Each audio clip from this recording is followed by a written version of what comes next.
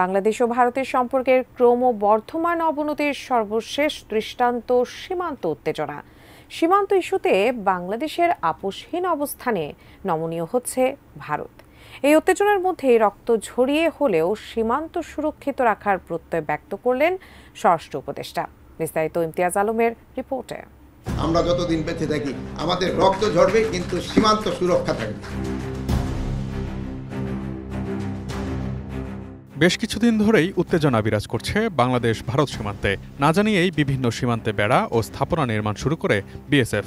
কিন্তু 18 জানুয়ারি চাঁপাইনবাবগঞ্জের শিবগঞ্জ সীমান্তে মাত্রা অতিক্রম করে বিএসএফ ও ভারতীয়রা। এদিন কিরণগঞ্জ সীমান্ত এলাকা দিয়ে অনুপ্রবেশ করে বাংলাদেশিদের আম গাছের ডাল কেটে নিয়ে যাওয়া ও ফসল নষ্টের চেষ্টা করেছে বিএসএফ ও ভারতীয়রা। এ সময় বিজিবি স্থানীয়দের সাথে নিয়ে তাদের এই কার্যক্রমকে রুখে দিতে চেষ্টা করলে সংঘর্ষ বাধে। এরপর সীমান্তের এই ঘটনা হয়ে ওঠে টক অব দ্য কান্ট্রি।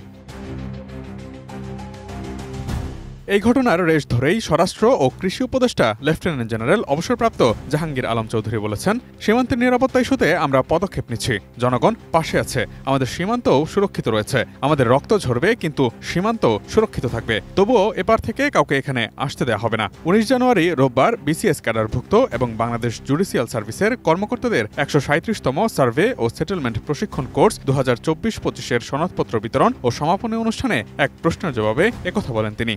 আমাদের জনগণ সবসময় আমাদের সাহায্য করে যাচ্ছে। এই জনগণের এই সাহায্য এবং সহযোগিতা সবসময় থাকবে, এবং বিজিবি কিন্তু সবসময় সীমান্তে অ্যালার্ট আছে এবং আমাদের সীমান্ত সম্পূর্ণভাবে সুরক্ষিত আছে। এই সীমান্ত এই সাইডে কেউ কোনো দিনই আসতে পারবে না। আমরা যতদিন বেঁচে থাকি আমাদের রক্ত ঝরবে, কিন্তু সীমান্ত সুরক্ষা থাকবে।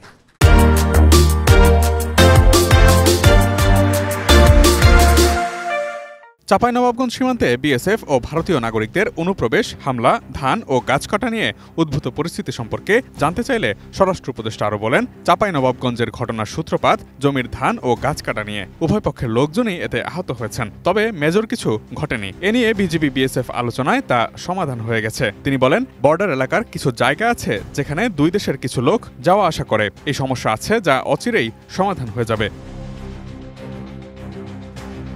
এদিকে চাঁপাইনবাবগঞ্জের ঘটনায় বিজিবি জানিয়েছে, বিজিবির তাৎক্ষণিক পদক্ষেপে ভারতীয়রা পিছু হটে এবং বিকেল 4টার দিকে বিজিবি ও বিএসএফ এর মধ্যে পতাকা বৈঠক অনুষ্ঠিত হয়। পতাকা বৈঠকে দুঃখ প্রকাশ করে বিএসএফ। গাছ কাটার বিষয়টিকে ক্ষমাসুন্দর দৃষ্টিতে দেখার অনুরোধ জানিয়েছে বিএসএফ।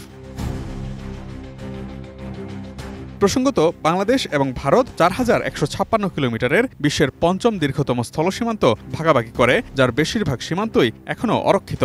সীমানা চিহ্নিত করার বিষয়টিও বিভিন্ন স্থানে অমীমাংসিত। তাই দ্রুতই অরক্ষিত সীমান্ত সুরক্ষিত করা এবং সীমান্ত ইস্যুগুলো সমাধান করার দাবি নাগরিক মহলে।